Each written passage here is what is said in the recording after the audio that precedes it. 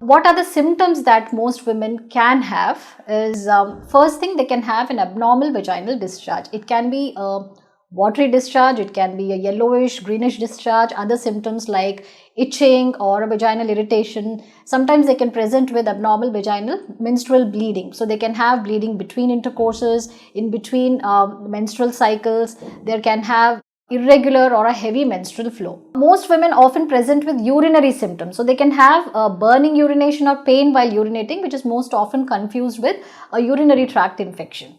And some of them can have a lower abdominal or a pelvic pain.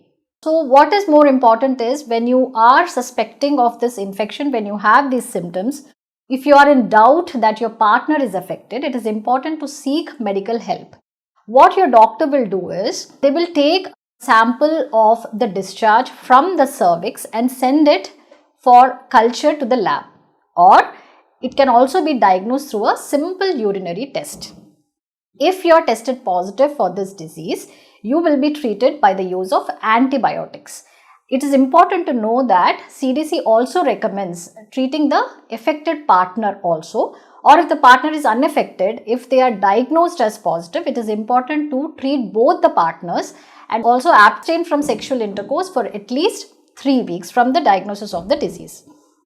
Now, as I said, even an affected mother can transmit this infection to the newborn baby during the childbirth. It is important that women in pregnancy also be screened for this disease, especially those who have abnormal vaginal discharge. Because untreated, it can affect the health of the baby, it can cause serious illness, it can also cause blindness in newborn babies. How can this be prevented? That is most important. One thing is, avoid having multiple sexual partners.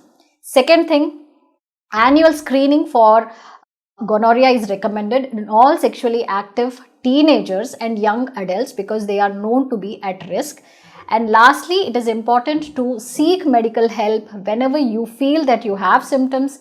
If you are symptomless but your partner is affected, it is important to seek medical help, meet your healthcare provider. Important concern is that gonorrhea is these days becoming resistant to many antibiotics. So there is a growing concern about the effective treatment of this disease. So the earlier, the better. Thank you very much.